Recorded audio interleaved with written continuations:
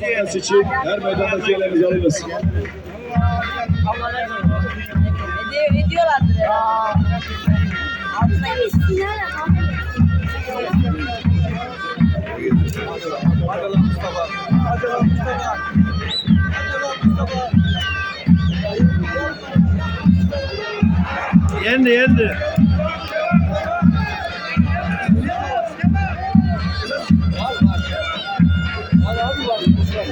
Geniş var ya.